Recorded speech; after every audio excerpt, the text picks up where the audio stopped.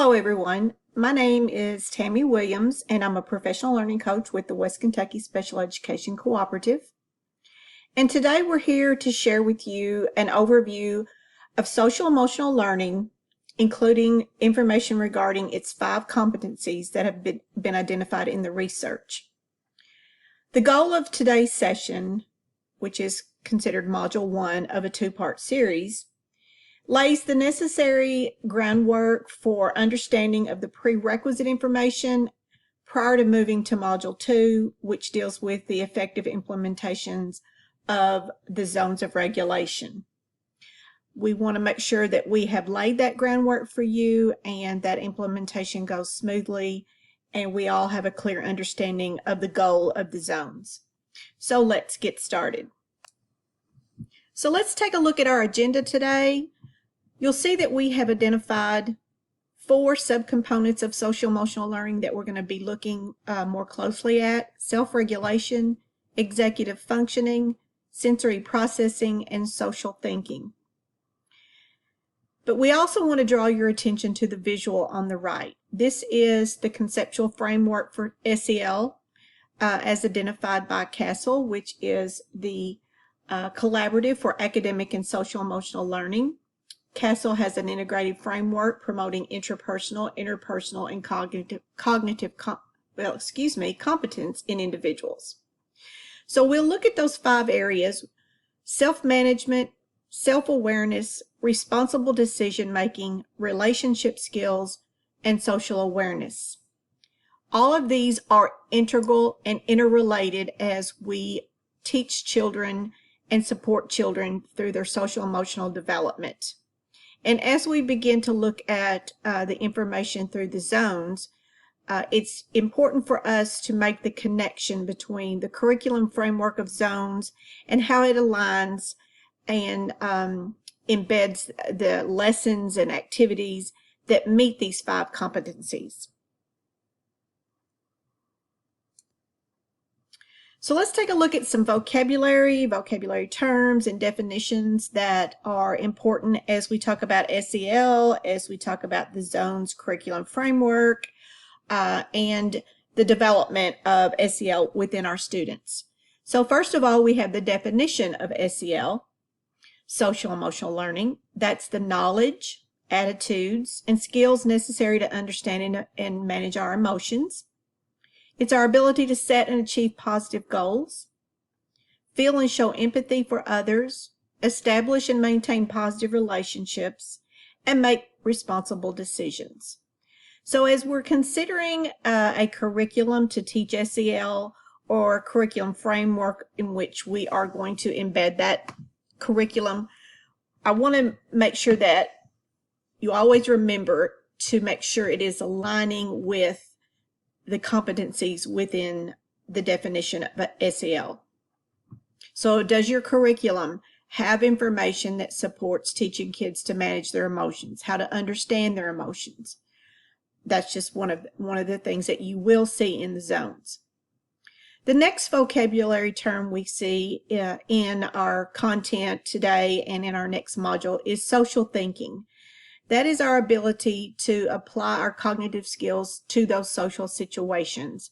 Whether we're perceiving things within that social context, we're attending to, remembering, or thinking about making sense of the people in our world, the situations in our world, the things that are happening in our world. So how we are able to cognitively process all that to make responsible decisions. And then finally, we have terms expected behaviors and unexpected behaviors. Those are some terms that are taught through the curriculum of the zones and its sister curriculum, social thinking. And that takes the judgment by using the terms expected behaviors and unexpected behaviors. That takes the judgment out of a behavior as being either good or bad, appropriate or inappropriate, or right or wrong, and using the terms expected versus unexpected. So the lessons you'll find within the zones curriculum and maybe some other social skills curriculum is teaching kids that, if you have an expected behavior, how is that going to impact the people around you and their thoughts about you? If you are demonstrating an expected behavior, the people around you are going to feel good and comfortable thoughts about you, as opposed to when you exhibit unexpected behaviors in response to a situation that may give people around you a very weird or uncomfortable thought about you. So this helps teach children perspective taking and maybe do some self-talk or self-thinking about how they've responded and then how that impacts them in their world that they live in.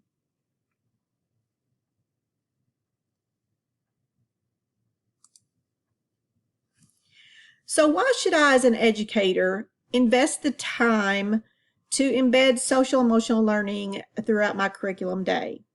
So there are some long-term and some short-term benefits to spending the time during our school day on social emotional learning. The research says it has a direct correlation to the success and happiness of those children as they reach adulthood.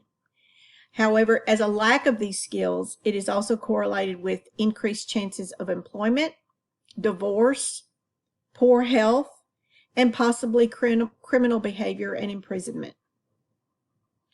So SEL instruction can have some strong impacts on student performance, student behavior, their emotional state. It can provide better academic or promote and impact better academic performance. It can have an impact on improving their attitudes and their behaviors.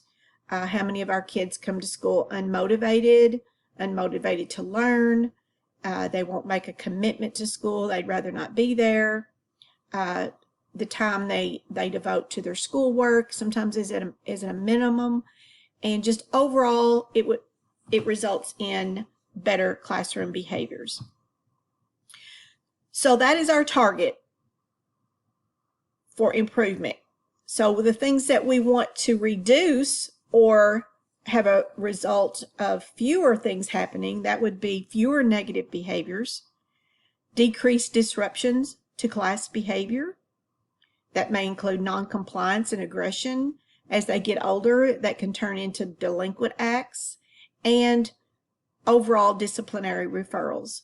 So when looking at the fewer negative behaviors, those things that we're discussing in that section lend themselves to data collection. Those are measurable, observable things that we could collect data to determine the effectiveness and the impact we are having by including social emotional learning in our day-to-day curriculum. And the research says SEL instruction also can reduce emotional distress. So too often we are seeing children coming to school with a variety of emotional difficulties, whether it be student depression, anxiety, overall stress, and sometimes we see children that are just socially withdrawn. So as we look at investing our time in this, you can see there are some very good benefits by doing so. Another thing I want to draw your attention to is spending time on social emotional learning fits well within a trauma-informed school. We have many schools in the state of Kentucky that have invested in professional development and training and learning those skills and strategies to support students that have been trauma exposed.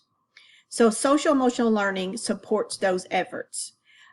When we're talking about students with trauma, having a good adult relationship with someone in the school helps support those children. So those relationship skills are fundamental to the social emotional learning of that child, and it helps them build those healthy relationships and maintain those with those children that may have experienced some form of trauma.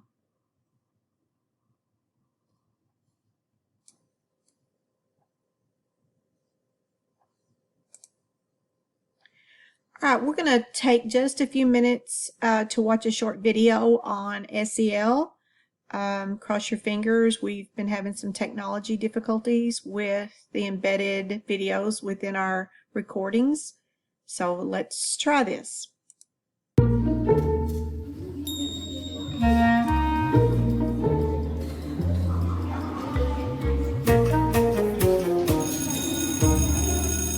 There's a lot of talk these days about SEL, social emotional learning.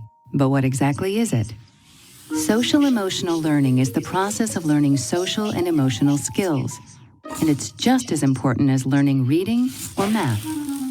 This learning process is most effective when it begins early and continues through high school. Social emotional skills are essential for success in school, work, and life. With SEL, students learn to manage their own emotions and behaviors, have empathy and show care and concern for others, solve problems effectively, make responsible decisions, and maintain healthy relationships. Students learn to recognize what's happening inside them and to be aware of their emotions, which helps them deal with strong emotions and impulsive behaviors. It helps them stop, take a breath, and think about a situation before acting. Students learn to identify others' emotions and perspectives, which helps them empathize and show compassion, no matter who they are or what their background is. It's not difficult to imagine how this is important in the classroom and in life. Students learn to solve problems in peaceful ways and communicate assertively about what they need or want. This helps them get along with other students and get the help they need from adults. When students learn to make responsible decisions about their lives and their future, things can turn out better. Research shows social emotional learning makes a difference. Students who participate in SEL do better academically, have improved attitudes and behaviors, and act in delinquent or disruptive ways less often. In the United States, students with strong social-emotional competence are twice as likely to earn a college degree and nearly 50% more likely to graduate from high school and have a full-time job by age 25. Just as important, students who are socially and emotionally competent have more friends. This means they're more likely to feel connected to school and do well, and less likely to be left out or bullied. Simply put, by participating in social-emotional learning, students learn the skills to succeed in every facet of school and the rest of their lives.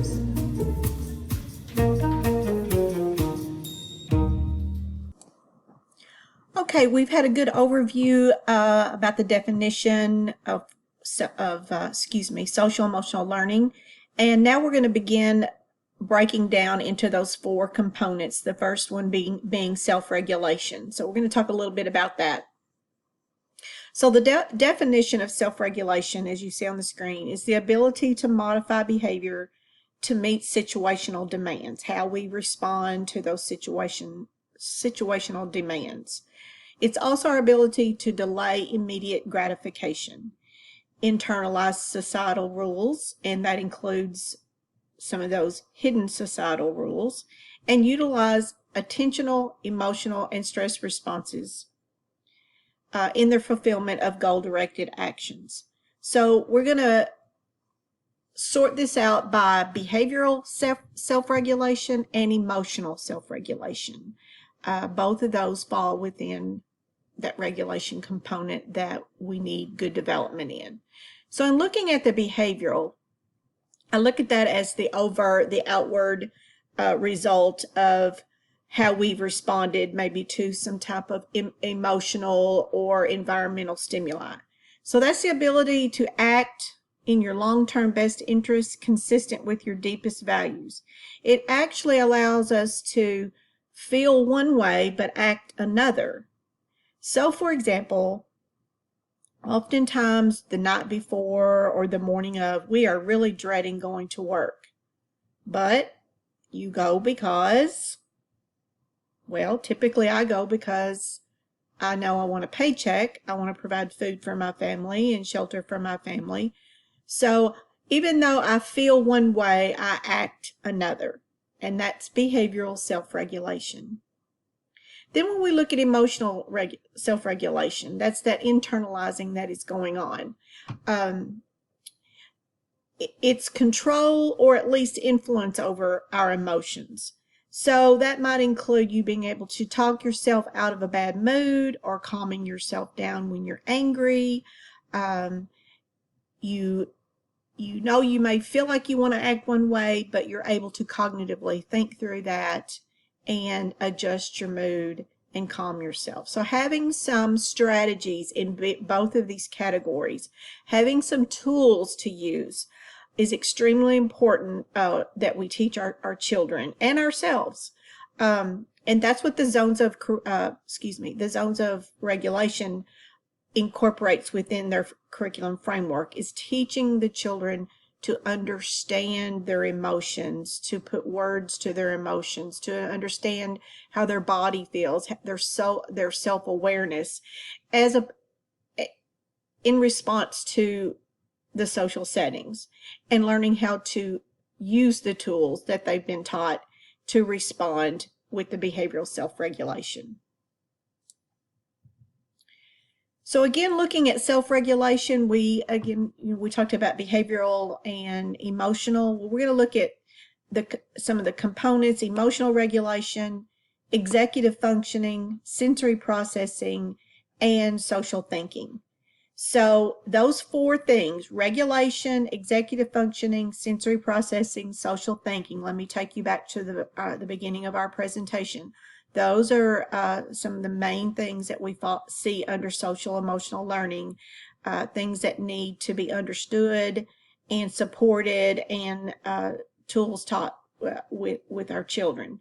So I've given you a picture of a teacher may be having a regulation failure. Now, I know in real life we don't see teachers acting this way. This is an extreme. But this would be what it would look like if we're having a regulation failure. There may be things going on with this individual emotionally. It may be something having to do with her executive functioning, her sensory processing, her social thinking, or a combination of those things. So when we have an overall regulation failure, it can be attributed to one or more of these things. So it's important that we understand each of these in isolation, and then how they interact together. It's also important to understand the development of self-regulation in an individual from early childhood or even birth through adulthood, and how the different developmental phases play out. So we have three categories of development. We've got behavior, language, and metacognition. And so in those zones, their curriculum and their curriculum framework supports each of these areas of development. So in the first category under behavior strategies, we're looking at strategies to meet the motor action needs, the sensory motor needs of an individual. Oftentimes children, as they're growing up, do not learn how to inhibit inappropriate motor actions. Sometimes there are responses to sensory input that cause us to use inappropriate motor strategies.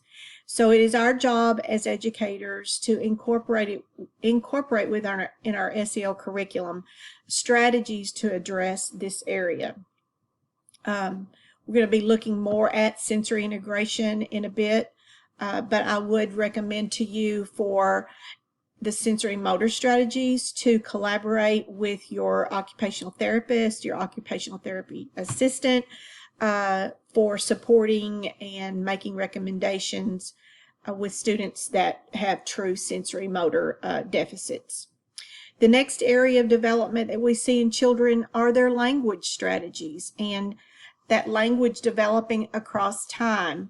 Them learning words and symbols in relationship to the social setting and social interactions. Their ability to organize their actions, how, the self-control and what's appropriate with different language and motor actions in response to their social situations. How to express their emotions appropriately, and then how to negotiate concerns. And then we reach the final one, which is the metacognitive strategies. This involves a much higher order thinking ability. In this area, it's usually later in the development of a child, which may include self-talk, being able to reflect on a situation and use that reflection to make sense of and respond to a situation.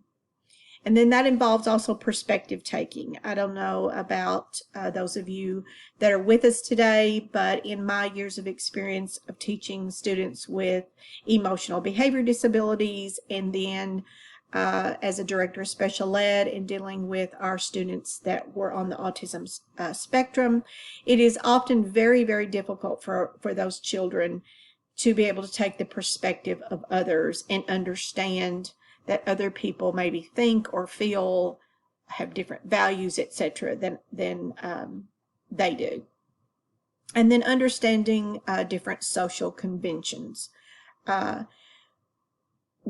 would often see children that thought because they could act a certain way at home, that particular behavior was acceptable at school, and we had to teach them, you know, this may be something that is appropriate to do at home or in the setting of your bedroom, but it's not appropriate in a broader social setting like school or church, and teaching them the difference in what's acceptable or maybe thought of as appropriate behavior in this social setting may not fit within the concepts of another social setting.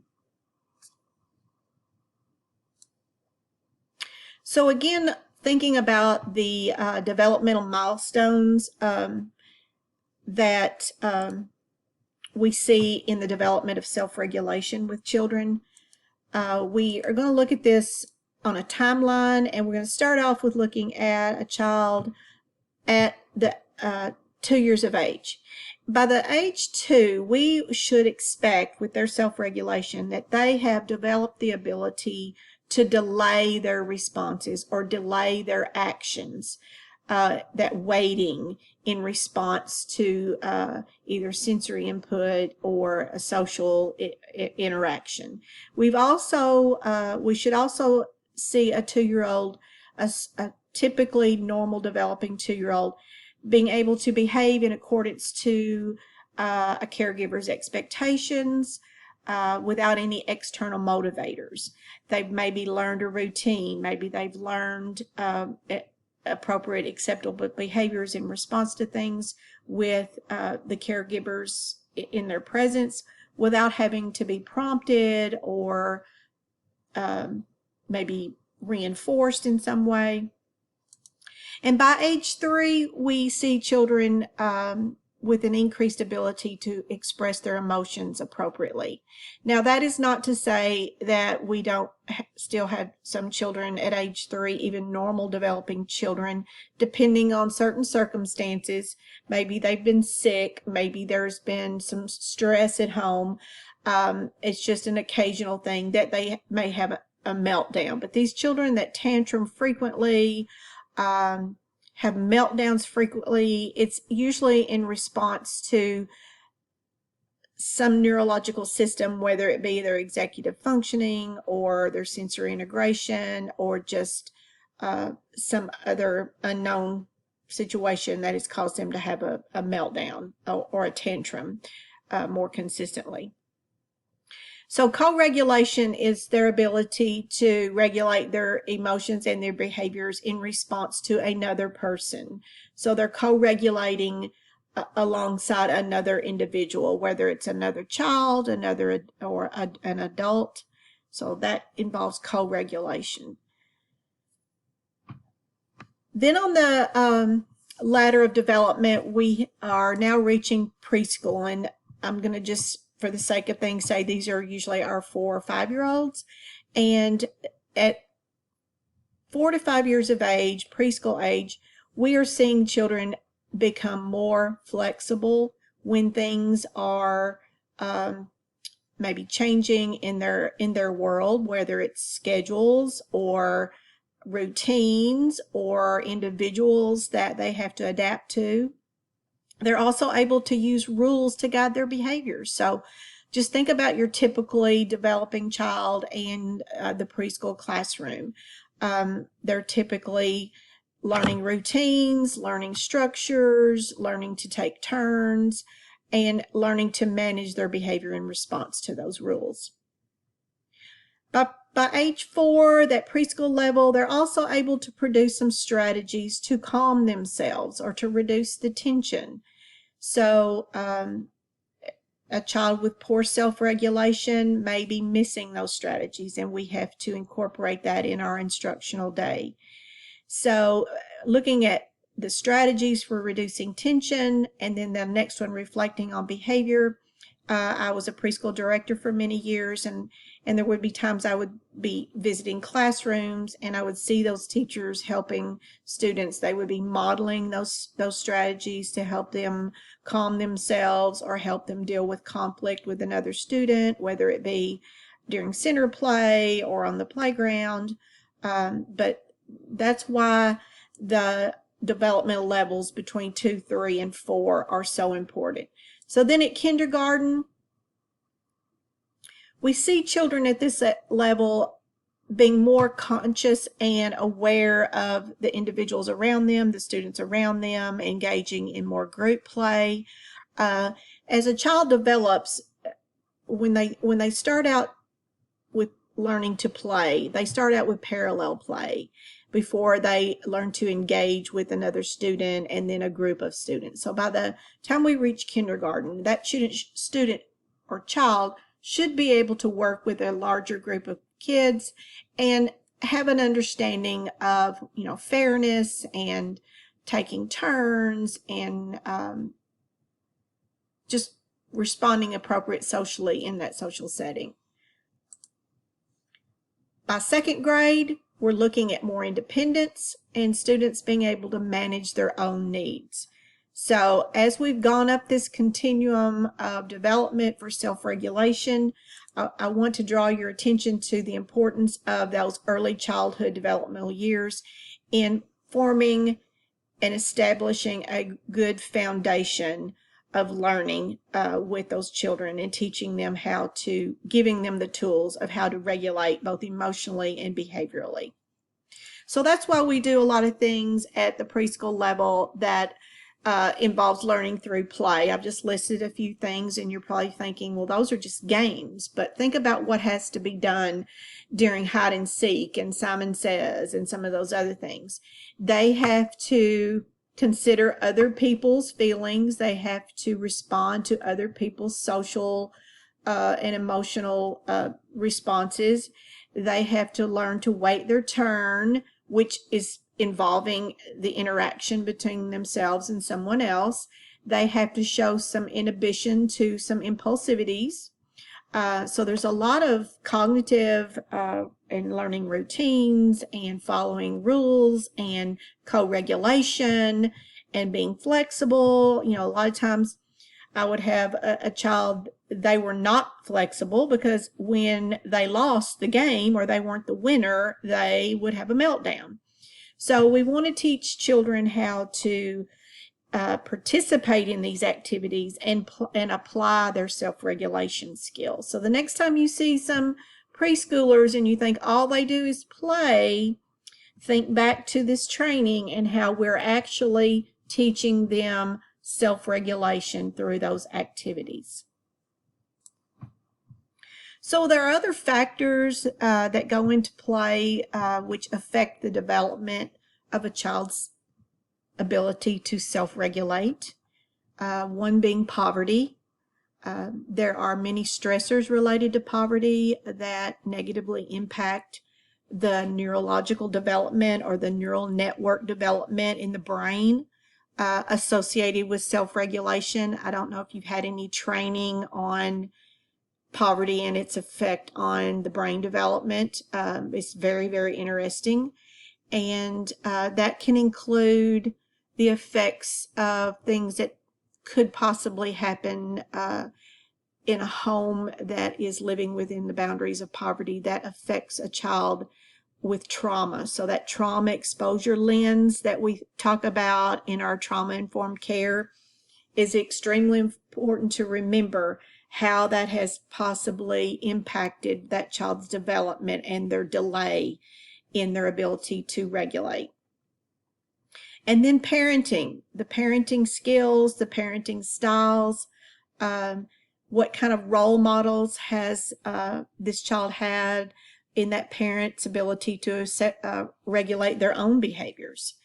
Then we have different parenting styles. We may have a parent that has high levels of warmth and responsiveness to their child, and then they have low levels of harshness. So in those kinds of parenting styles, we usually see kids have better self-regulation development, as opposed to the children that live with a parent that has a high assertion of power and extreme harshness. They could be involved with some types of regular physical punishment.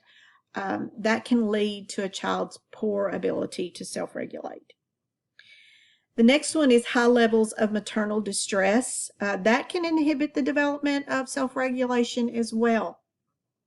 So if you are aware, and sometimes we are aware and sometimes we're not, but in your relationship with the parent, if there's been any conversation about prenatal care or during labor or delivery, and I know for students with disabilities, we do a social and developmental history profile to gather as much information about the child to help us program and deliver services as possible. And this is brought up on that questionnaire. So if you know that there was some distress during labor, such as prolonged labor, if that parent experienced dehydration, altered vital signs, any kind of severe physical exhaustion during labor, that stress on that parent can have a physiological impact on that child's ability once born to develop those self-regulation skills. And then the parenting where they are encouraged autonomy by allowing their children to make decisions or help make decisions. This is extremely important for lots of reasons. Not that I don't have the ability to self-regulate. I feel like I'm good there, but I did grow up in a home with a parent that did not allow me as a child to experience any decision making whatsoever. And as a developing adolescent and then into adulthood, I had some struggles there with problem solving and making decisions. So that can have an impact on that child. And then we could have some parenting skills that involve trauma exposure as well. So we have to consider that trauma lens as we're thinking about the parenting. Now, these are things that we don't have any control over. I'm aware of that. This is more about us being aware of what this child has experienced or is experiencing and how that may be impacting the behaviors or the emotions that we're seeing in that child. There's another thing that impacts that child's development in this area, and that's the ethnic background. Their ability to self-regulate, their development in that area can be dependent on the cultural norms that child is living within. And then gender differences across cultures and the impact on their academic success. So when we look at ethnic backgrounds and cultural norms, we're looking at a variety of things. The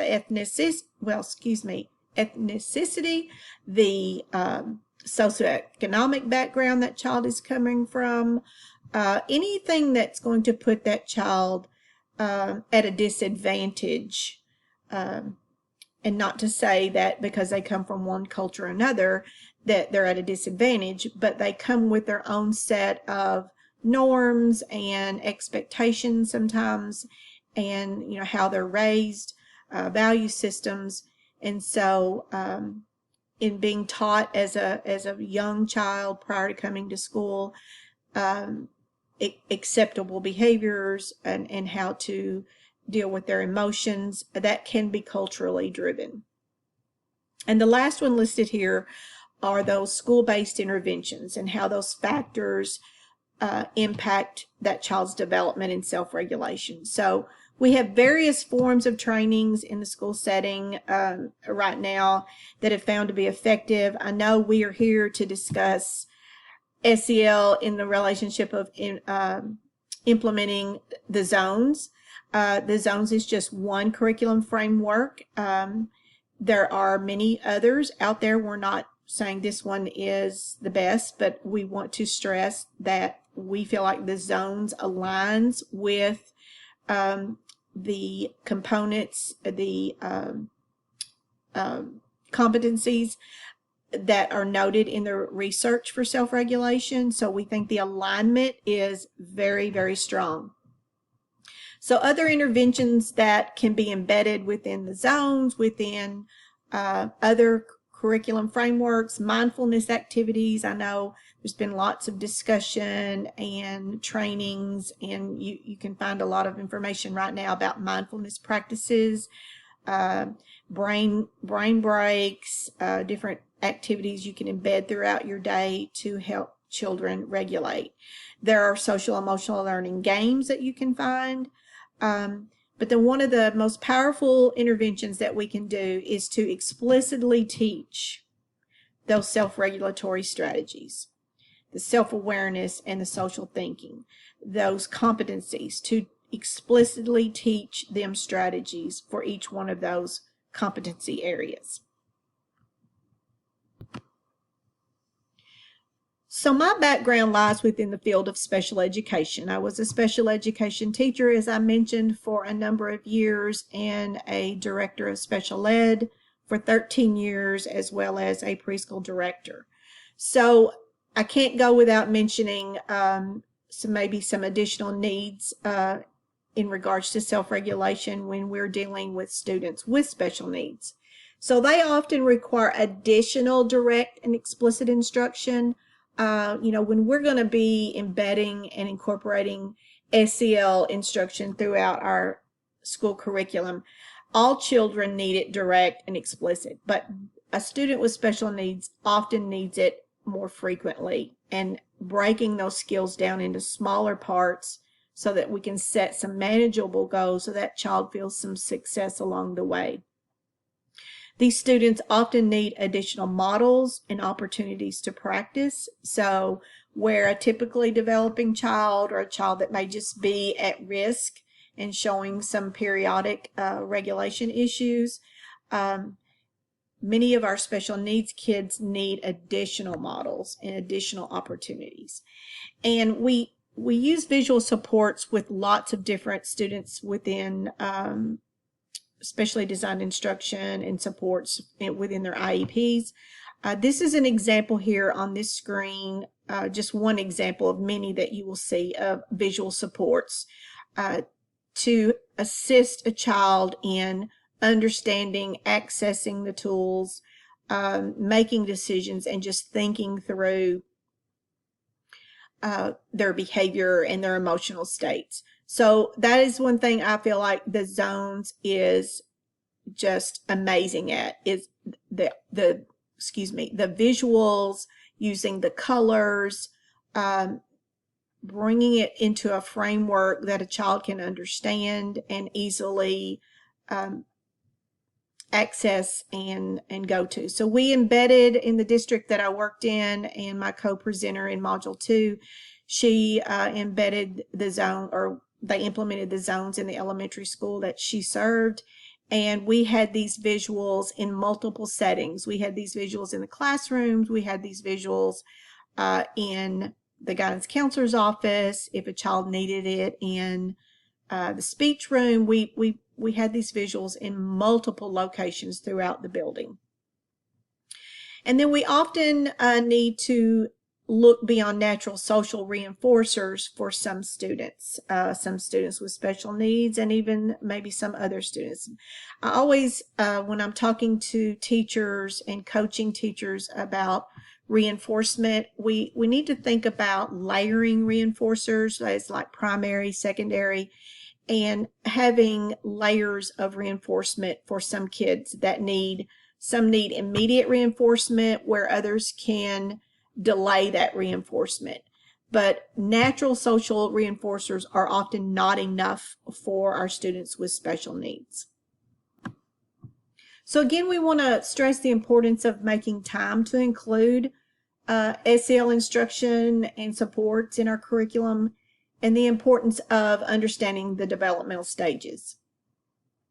You'll see here on this screen that higher academic achievement should be a result of self-regulation components. The results of self-regulation has been shown to be have a stronger correlation with school readiness than even a child's IQ or their ability with their math and reading skills. So that comes as a quite a surprise to some people that it has a stronger correlation than even an IQ score. So if you've been in education long enough, you've come across kids with very high IQs that also had very poor impulse control, which is self-regulation. So I think you'll remember those cases if you've ever had them. And then adults in the school having a positive effect on that student's regulation. So it does have value to incorporate this into our day-to-day instruction. So now we're going to take a look at the next component of social emotional learning, and that is executive functioning. So we've looked at regulation, now we're moving to the second component, executive functioning. And in some ways, I feel like this one is the most impactful. When I think about the students that demonstrated deficits in this area, whether it be students with emotional behavior disabilities, whether it be students on the spectrum, whether it just be students that are at risk, many times when we would look at a child and look at all the data on a child and their assessment results, there was some underlying issues with executive functioning. This is the thinking behind the doing. The skills that you need to think, act, and solve problems. Now, we've got thinking skills, behavior regulation skills, and social competence. All those are going to impact the child's learning, the behaviors they exhibit, the emotions they experience, and how they interact in their social situations and in forming and maintaining relationships. So, all of that equates to the life that we develop. We have a quote at the bottom that says, effective skills have been closely linked to academic success in school-aged children. Well, when I read that, part of me just wants to go, duh. I mean, that's the thinking, that executive functioning is our neurological thinking. So, of course it would have a direct link to their academic success. So what is the connection between executive functioning and regulation? So we see executive functioning involving the ability to carry on that internal speech that we use to guide our behavior, our self-talk. As we're standing in line at Walmart and the people in front of us are doing or exhibiting some strange or aggravating behavior, it's our way to internally tell ourselves, just smile, be patient, guide our behaviors rather than making some rude statement to them. Or when I'm standing in line at Walmart or going down an aisle and someone is not adhering to the six foot social distancing rule, self-talk is what allows me not to punch someone in the throat. I'm just kidding. I guess that involves my impulse control as well, that thinking before acting. So yes, my thinking, my self-talk before I act out. So we often have kids that do not have the ability or understand the concept of self-talking. They are often having severe impulse control. And then we have flexibility. Being able to be in a social situation or something going on in our world that requires us to have some flexibility. To do that, we have to be able to consider multiple options. So what other choice do I have here? Revise our plan and then adapt to that change. So there again lies an area that we see lots of children struggling with. And then we have working memory. That's our ability to reflect on past experiences and then use that information and apply it to new information to help us predict what maybe we are getting ready to experience or what I could possibly experience. And then attention shifting, that ability to, do two things at once, like take notes while listening to a lecture. That too is often difficult for children with executive functioning. So as you see and we talk about these things, maybe keep a child in the back of your mind that you are currently working with or you have worked with, and apply this information at this moment to that child. Did they know how to carry on any kind of internal dialogue to help them problem solve before acting out? Did they have the ability to think before they act? Were they flexible? Do you think they used any prior experiences to help them problem solve through new difficulties? And were they able to shift their attention appropriately in a social situation?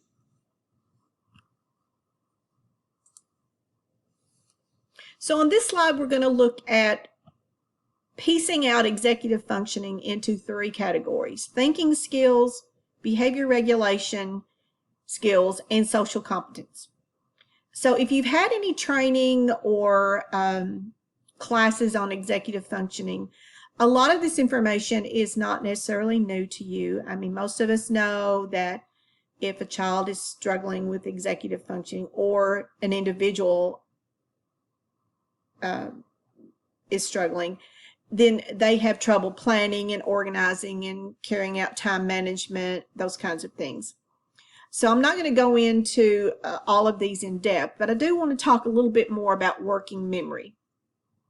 So our working memory does have a limited capacity, and it can only hold a certain amount of information for a certain amount of time.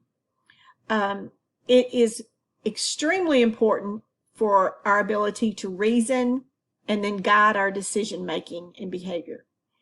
It's what allows us to manipulate that stored information and use things that we've stored and apply them to a current situation. So when we're looking at kids that have a working memory issue, or we think they do, if you have a student that is in special education, receiving special education services, if they've had a recent IQ test or they're getting ready to have an IQ test, I would highly recommend that you talk to the school psychologist, because some of the IQ tests that are given have a subtest that equates a score to that child's working memory, and that can give you some valuable information when you're determining interventions or supports. So then the metacognition, that thinking about thinking, knowing about knowing, being aware of my own awareness, that involves higher order thinking skills. And we need that ability to be able to make decisions about strategies we choose to apply to problems. So that in itself sometimes is very difficult for many of our children. And then we've just got the behavior regulation skills that fall under executive functioning, that response inhibition, which is impulsivity, emotional control, our ability, to inhibit certain things when we are in a certain emotional state. Task initiation. How many kids, oh my goodness, just cannot get started? I mean, I even have my days where just getting started is like getting over the hump. Once I get there, I'm good to go.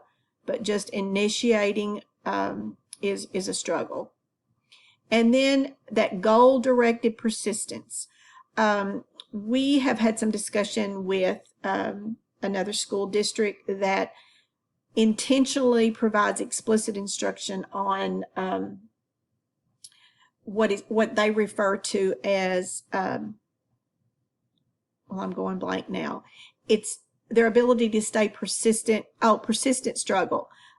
When they're faced with their schoolwork that becomes difficult, how many of our kids just want to give up and stop? So having that ability to persevere through that struggle is often difficult for a child, and we sometimes need to help teach them how to maneuver through that. And then we have social competence, processing social information and responding in, there's that term again, in an expected way, that expected behavior versus unexpected. And then theory of mind, the ability to understand that different people have different beliefs, intents, desires, emotions, etc., than I do. And that's that perspective taking. And it's necessary for us to have this theory of mind if we're ever going to be able to take the perspective of others or accept the perspective of others, and just accept that not everybody thinks the way I do. Not everybody has the same value system that I do. And so that helps in social situations if we have a good foundation with theory of mind. Okay, we're going to move on to the third component of SEL, and that is sensory processing. For the sake of this training, we're going to be looking at 7 senses. There are actually 8 senses identified in our sensory system. The 8th that we're not actually going to discuss today is interoception. That's the understanding and feeling of what is going on inside of our body, like feeling hungry, full, hot, cold, or thirsty. And I want to preface this slide with saying that to remember to work closely with your OTs, your OTAs, your PTs when it comes to anything that has to do with the motor development. So we're going to look at more closely at the 2 hidden senses, and that is vestibular and proprioceptive. Just to give you information about their definition, the vestibular deals with the sensory input from our inner ear that gives us the signal neurologically about the sense of movement and where our bodies and our body's sense of balance. And then the next one is proprioceptive. This is one that we see a number of children having deficits in, or they're either under-responsive or typically under-responsive. And in a few slides ahead, you'll see what I'm talking about. But that's the information, the input into our neurological system about our body's position, our strength, that's like posture, strength and effort to move, input from the muscles, our joints, our tendons, about our body's position, weight, pressure, and then changes in our position. So we'll see a link here on this slide. I'm not going to click on that, but that does take you to a site that has a whole host of sensory motor strategies that link to self-control. So I urge you to check out that site at your convenience. So continuing on with sensory processing, we want a good understanding of sensory differences, and that's what I've alluded to in the previous slide. We have some children that their sensory systems are not functioning appropriately. We all have different sensory sensitivities, somewhere on a spectrum that we'll look at in just a bit. But processing that information, that's the neurological processing of the input the registering and perceiving of that sensory input, and then our ability to regulate or adjust to that sensory input. And that is the output of our behavior, our decisions in regard to our sensory system, which is our central nervous system. So each one of our senses has what we call a just right threshold that we are all seeking to get comfortable within and have our sensory needs met. Sometimes our sense is set very high, and that's considered a hyporesponsive sensory system. It causes someone to seek additional sensory input. They are unresponsive to just the typical sensory input that we receive neurologically. And then sometimes it's set very low. That makes us very sensitive to things, and that's referred to as hyper-responsive. And so as you see in the pictures here, the top child is a child that is hypo-responsive, probably to the proprioceptive sense.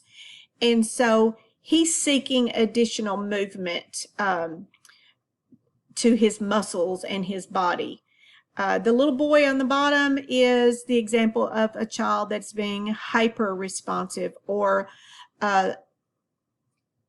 very sensitive to what appears to be an auditory input. So he is attempting to avoid that sensory stimuli. That sensory stimuli is very defensive to his sensory system. So here I've given you an example of, to me, this is descriptive of many of the children that I dealt with that were struggling behaviorally. Many of them had an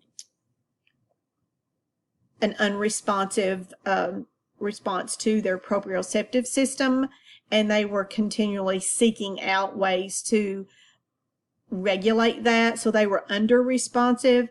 And so these children with proprioceptive disorders often appear to be walking hard. You like stomping, going through the classroom. You're like, why are you stomping? Or you need to walk quieter.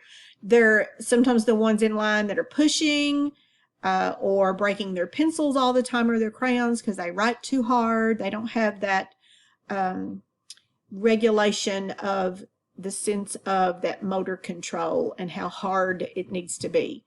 Then they often appear to be the child in the classroom that's loud, rough, somebody that's roughhousing all the time. Could be somebody that's jumping, bouncing. And then you have those kids that chew on fingers, bite their nails until they bleed, chew on their pencils, their pens, their clothing.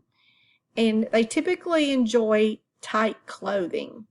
So, they would benefit probably from one of the compression shirts.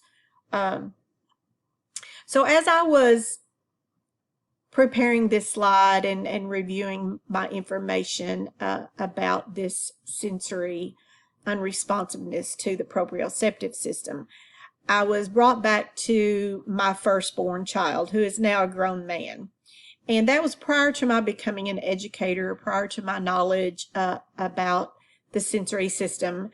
And this column here, the under-responsive sensory seeking, describes him to a T when he started school up until probably 3rd or 4th grade. He chewed everything up. He chewed all the collars off his shirts, jackets. He was the wild child. So one of the books that someone recommended that I read was The Out of Sync Child, and I will recommend that to those of you that are listening to this. If you have a child like this, either in your classroom or you have one at home. So then a lot of times these children also have poor motor planning. They have difficulty climbing, running, riding a bike, hitting a ball. They have a difficult time learning to tie their shoes. They're often bumping into things and people, and they may be tripping over what appears to be nothing, their own 2 feet sometimes, and just falling a lot. So a child with a proprioceptive deficit or sensory processing difficulty does not necessarily have both of these problems. They may have that unresponsiveness and they're always sensory seeking, but they may have better motor planning. It doesn't necessarily mean they have both, but they can. So I've also linked a couple of resources here for students that are under responsive and those sensory seeking kids for this specific sense. Is they often will be recommended by your OT, deep pressure activities, heavy work activities. So this is just a link to some of those activities. But again, I want to stress the importance of collaborating and coordinating services if that child qualifies for OT as a related service. It doesn't necessarily mean they are going to qualify for that service. I'm not saying all kids with this problem do, but many do. So some typical sensory sensations within just a common classroom that children are put in a situation to modulate to, and often they may or may not be able to. But these are considerations that every teacher needs to think about when they're dealing with a child with maybe a sensory processing problem. So some of the typical things, I'm not going to go over all of these. You're probably going to go, oh yeah, I know that one, I know that one. But the noise from the air conditioner or your heat and air system sometimes can be aversive to some children with sensory problems. Just how you design and decorate your classroom. You need to take careful consideration into that visual input that may be overstimulating a child, and as a result causing them poor self-regulation due to that sensory difficulty. There are things like smells, certain smells that might be aversive to some children. The lighting, of course, we've fought for years, and I know a lot of buildings are going to LEDs, which are better than fluorescent. You can buy shades to put over there, over the ceiling lights that filter that light into a more manageable source of lighting for that child. A lot of kids, just a tag on the back of their shirt can be enough to just totally get them out of sorts, and then it result in lots of behavior problems that day. So other things are like crowded, loud transition areas, the hallways, the cafeteria, assemblies. And so if you have a child that is having difficulty modulating with one or more of these things, talk with your team, talk with your colleagues, bring in your related service personnel to problem solve with you on ways to support that child that is having trouble with that regulation system.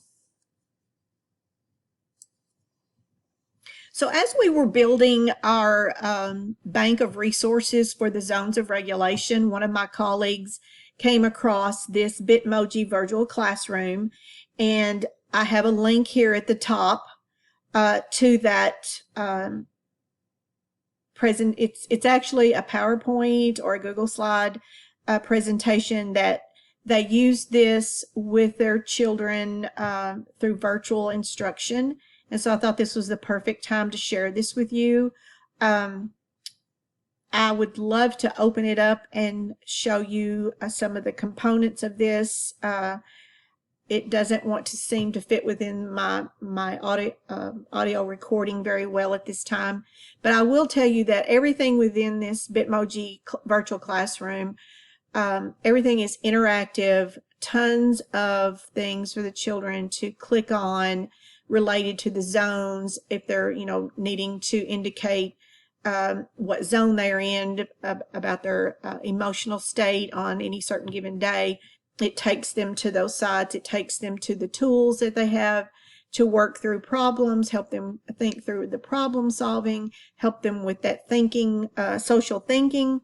And then also within this virtual classroom, which I was so excited to see, was a virtual sensory room and a virtual sensory motor room with interactive components. So this is very exciting. I can't give you the name of the individual where this was found. There is a note there. It says connect through communication, but I'm not sure the source of this. I'm going to continue to try to find that so we can give that person credit. But please play around with this when you get your presentation document, and I will you will have a link to that, and you can download it and make a copy of it to use for your own classroom should you choose to do so.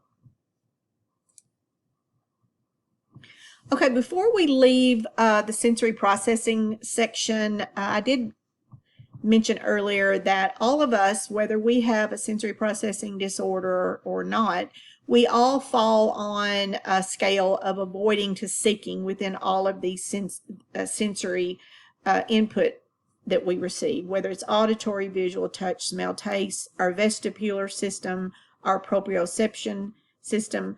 So just take a moment to think about where would you fall between avoiding to seeking to neutral in the middle, and what would be your preference? What is your preference for auditory input? So this person indicated, I like to work with background noise. I enjoy concerts. So I thought about my sensory system and where I would fall on here for auditory. And I'm fairly like this person. I like some background noise when I'm working. I like some background noise when I'm going to sleep. It gives me some calming effect. Whereas someone else, it might be very distractive, unnerving, and aversive to them. So just apply these to yourself and see where you feel like you would fall on that, and then think about the students that we serve. Is there one or more of these sensory systems that appears to maybe be giving this child some level of difficulty in their ability to regulate themselves throughout the day? And if so, what would be some accommodations, supports, interventions that we could put in place to help this child?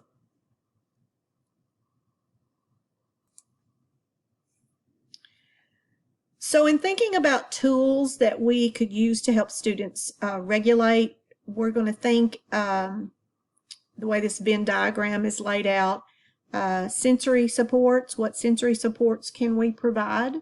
Those will typically depend on the sensory supports and equipment that you have available. We can, at our next meeting, we can talk about that if you are needing ideas or suggestions.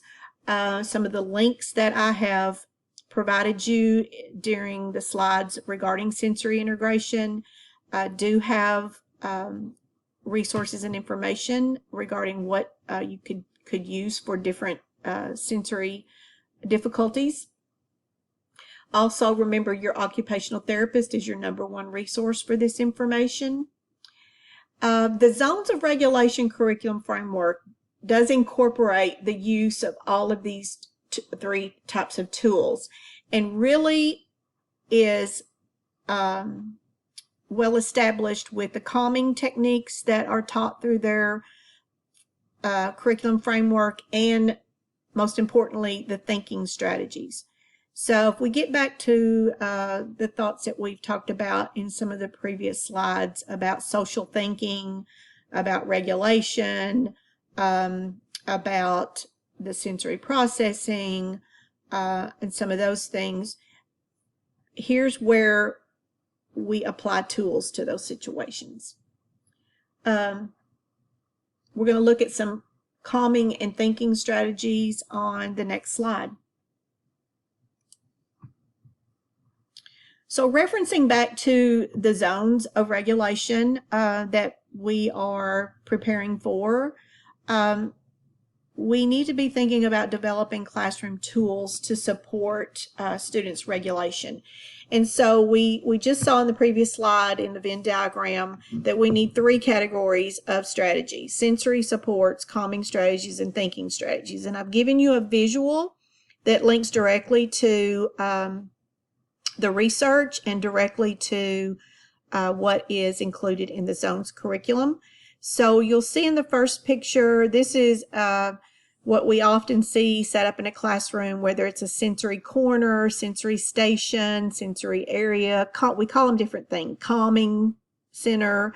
But you'll see here in the middle of the picture, although we've got multiple things going on in the picture, they have incorporated the Zones check-in board, where if a student goes into the calming center or whatever they want to call this area, they have been taught that they go in and check in and they place their name, or they identify a tool they're going to use within the appropriate color that matches the emotional state they've identified. And you'll also see things here that are very inexpensive. If you're just now building a sensory area in your room, these are homemade sensory bottles. You can go to Pinterest, lots of places, and find directions on how to create these. You can pick up things at yard sales. When I was a teacher, every summer I went yard selling just specifically for my classroom. There's a collection of books here for the children to choose from related to social emotional learning. And there's probably some fidgets and things here, and then soft things to lay on. So that's just one example of many examples that we could show you. Then we've shown you one example of one of the techniques of calming strategies that is found within the Zones and the social thinking curriculum, and that is a breathing strategy called the Lazy 8 breathing. And so they have other strategies in the curriculum that you have at your option to use to teach the kids. There's another one called 6 Sides of Breathing. There's one called Calming Sequence. There's one called Learning to Deep Breathe. And those are just some examples.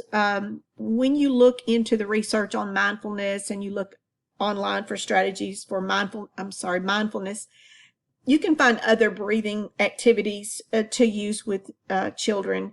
So these are just a few of those examples. There are many other options and strategies for calming strategies other than things related to breathing.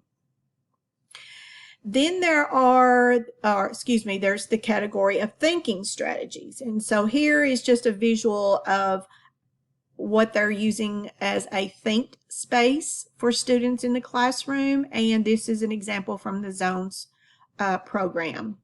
So other strategies within Zones that you will see when we move into that is a thinking strategy called Big versus a Little Problem. And there's all kinds of really neat lessons to teach that child how to determine, just how big is this problem. And depending on the size of the problem, that will have an impact on how you respond to that problem. And then there's inner coach versus inner critic for that self-talk, teaching that child to self-talk and think through and think before they act and problem solve and make decisions. Then there is something called Superflex versus rock brain thinking. And Superflex is a curriculum component that is promoted through the Zones, published by Social Thinking, that involves uses superheroes, which is very good, I think, for some of your older kids as you reach upper elementary and that intermediate and middle school. And it could even be used at high school. But we use Superflex with some of our students in 4th and 5th grade very successfully. They really bought into that. They liked the superhero concept. So the last component under SEL that we're going to look at is social thinking. So what does it mean to be a social thinker? So social thinking involves using our social cognition and then that theory of mind to understand that others have thoughts, feelings, experiences that are different from ours. So we all go through in our mind as we're trying to make sense of our own world and that of others and other people's thoughts and feelings as we interact or engage. We often have to make sense of the intentions of others, intentions regarding the context in which we find ourselves, and that applies to whether we're coexisting, we live with someone, or we're actively interacting with someone, or we're trying to figure out what's happening from a distance, or in lessons during a class where we are watching a video, watching a movie, or reading a book, and we're having to make sense of how someone else is thinking, or what other people believe in, their value systems, their choices that differ from what we think we would do. So our ability to think socially is a huge part of our social emotional learning. It begins at birth and continuously evolves across our life. So in this context, it's also referred to as social cognition, and it has a deep and rich base of support in the research. So as we start to think more deeply about, okay, we're getting closer to time to start implementing the zones, getting things in place, making decisions on where to start, one important thing that we need to stress is that we have a common language. And so we're going to be looking at helping children develop that social awareness. And to do so, we need common language across our classrooms, our building, and even with our families. So getting back to the terminology, or some of the terminology we looked at earlier, that expected versus unexpected. In the zones curriculum and the social thinking curriculum, they will use the terms expected versus unexpected. And remember, the reason they are doing that is to, number one, help children understand that their regulation, or their inability to regulate their emotions or their behaviors appropriately, has a direct impact on what people think of us and how they will respond to us. Also, using the terms expected versus unexpected takes away the perception of a behavior is good or bad, or right or wrong. And so we want to move to expected versus unexpected because it has a deeper meaning and lesson with it. Then we want to use the terms whole body listening, because that will be covered. This is some of the common language that is covered in the curriculum. Whole body listening, listening with our eyes, listening with our ears, listening with our mouth, our hands, our feet, our body, our brains, our heart, and how we teach children to do that. And then becoming a social detective. We'll learn more about that as we look into the curriculum, but that is some of the terminology or language that you will see used commonly throughout the zones of regulation. Understanding different perspectives, and then social behavior mapping. So here's an example of one of the lesson activities that we use with the students about expected behaviors versus unexpected behaviors. We teach the children that when you do or say something, other kids may, if it's an expected behavior, they may, or most likely going to think you're friendly, you're helpful, you're respectful, as opposed to when we do or say something that is an unexpected behavior, they may be thinking, oh, they're not so friendly. Oh, that was a very hurtful thing to do. Or, man, they're strange or unusual. Or they're just being very disrespectful. So how we respond in a social situation in turns reflects on how those around us will respond to us, treat us, and what they will think about us. So most of us are familiar with Buddy the Elf from the movie Elf. This is one of mine and my husband's favorite Christmas movies. And we're going to see how Buddy demonstrates unexpected behavior and how probably those around him are perceiving him. Let's again cross our fingers that this video works.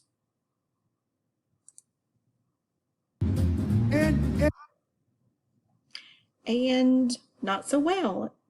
I apologize. We'll try this one more time. And every time it rains, pennies from heaven. Shooby-dooby. Don't you know each cloud contains pennies from heaven?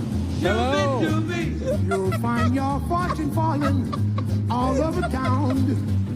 Be sure that your umbrella is upside down, and trading for a package of sunshine and ravioli.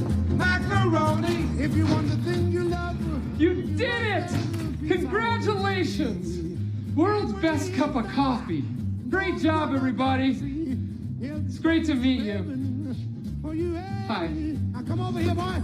Sam, and every time it rains, and don't you know it's confident? Every time it rains, don't you know it's confident? Santa! All over town, all over town, all over town. Thank you. Be sure that your umbrella. Thank you. It's upside down and we live up. How about those hills of white? Gigalama hungly.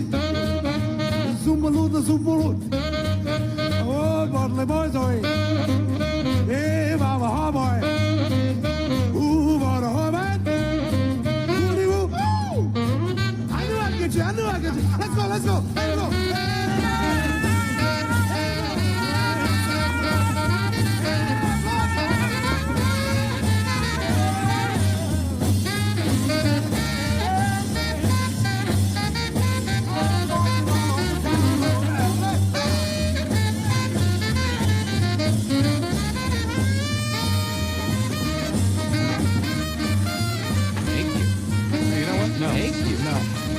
Get out of here. Get out of here. And you'll find your fortune falling all over town. Getting pennies from heaven. Pennies from heaven. The pennies from heaven for you and me.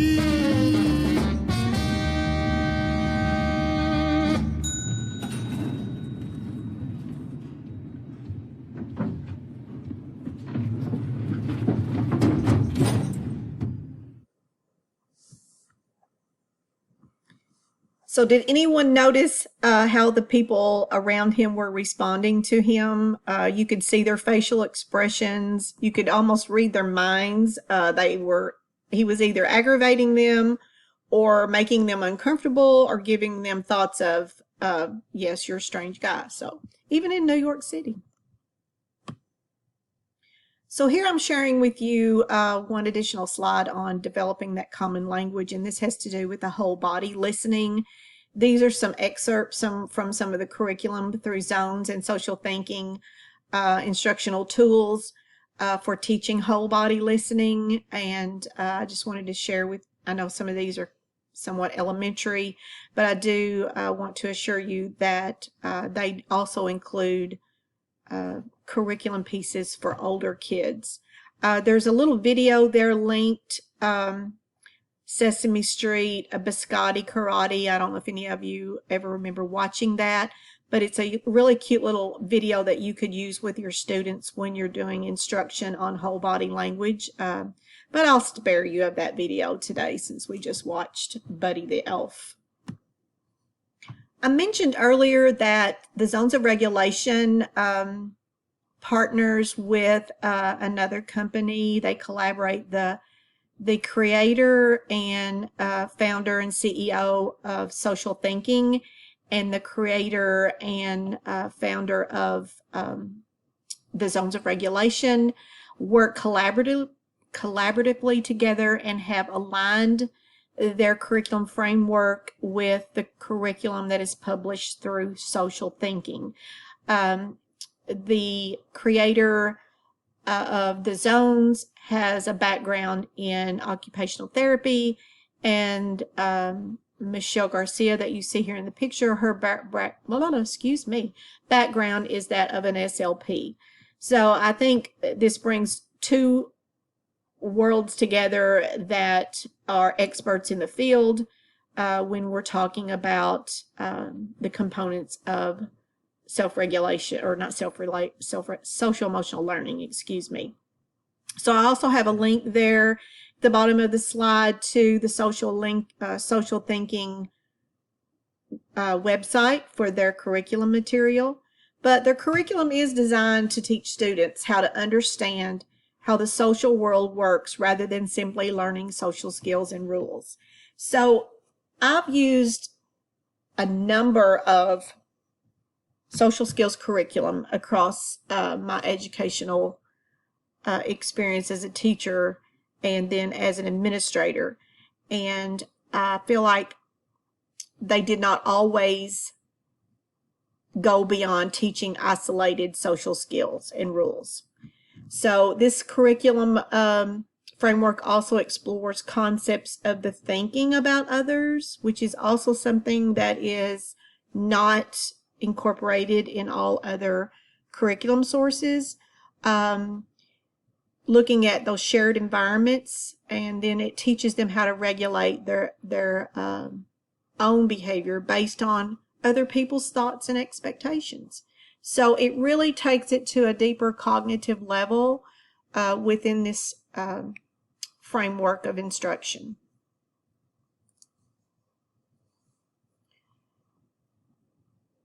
As we begin to think about how we're integrating the social skills curriculum or the social thinking concepts curriculum into the zones curriculum, these are some alignments that we find: that expected versus unexpected, the good thoughts versus uncomfortable thoughts,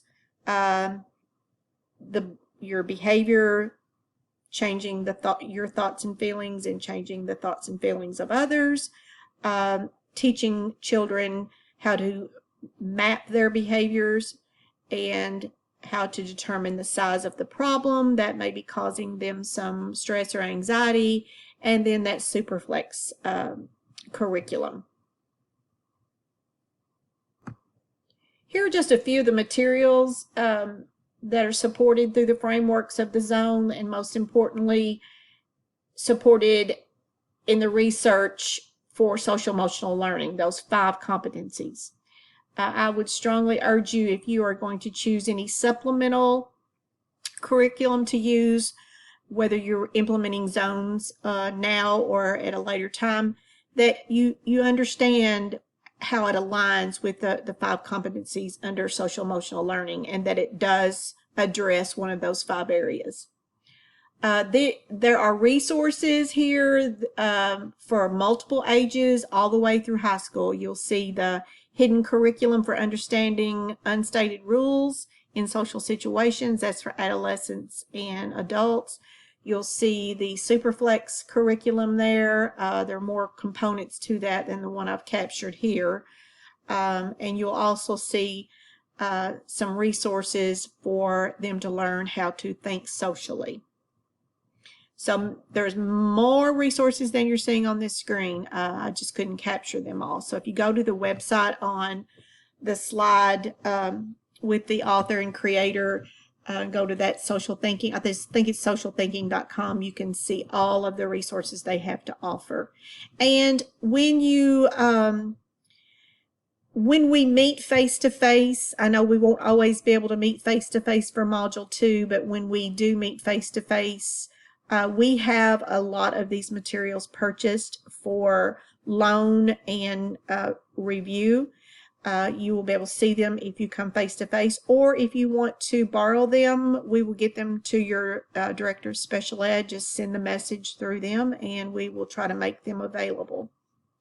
And by the way, those of you that are participating in this training will receive a free copy of the Zones of Regulation manual that has a lot of information and printables, has a jump drive that comes along with it. So that is compliments of WKEC. The research supports the importance of including SEL instruction and supports all across grade levels for effective social emotional learning development in our children. Zones is the most effective way when implemented school-wide. However, your district may choose to implement one grade level at a time, such as kindergarten, then add first grade the next year, etc. So as we train you on what the zones is and how to implement it, there will be some action planning that will need to take place on steps for the implementation.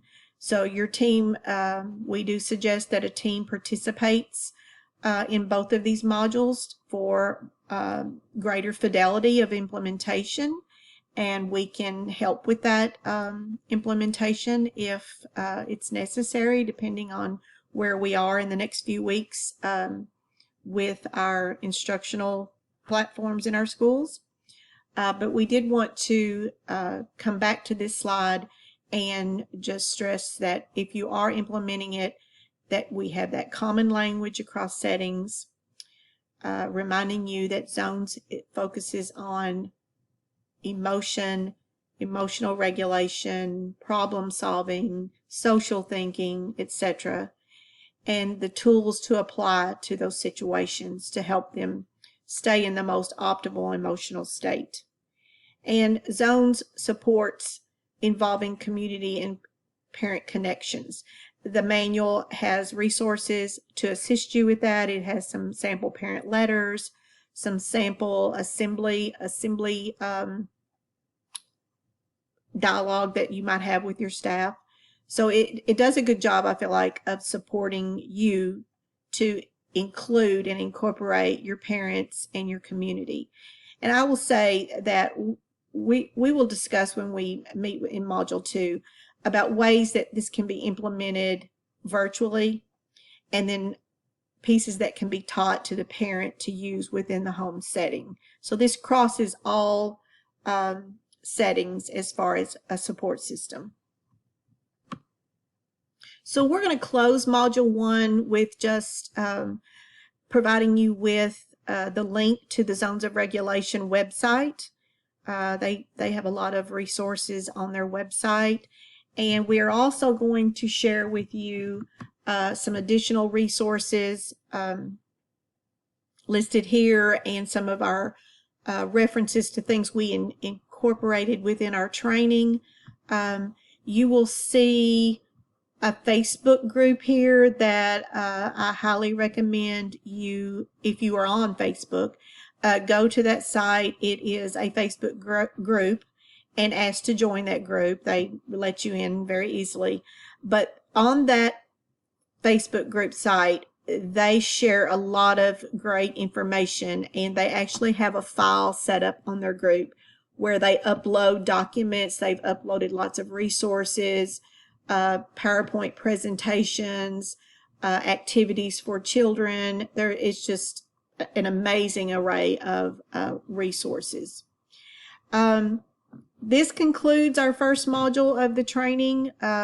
You will have a training guide. If you're watching this, you've already received your training guide for accessing Module 2, and that training guide, as you will see, has a lot of other additional resources. We have been collecting things for quite some time in regards to the Zones of Regulation and social emotional learning.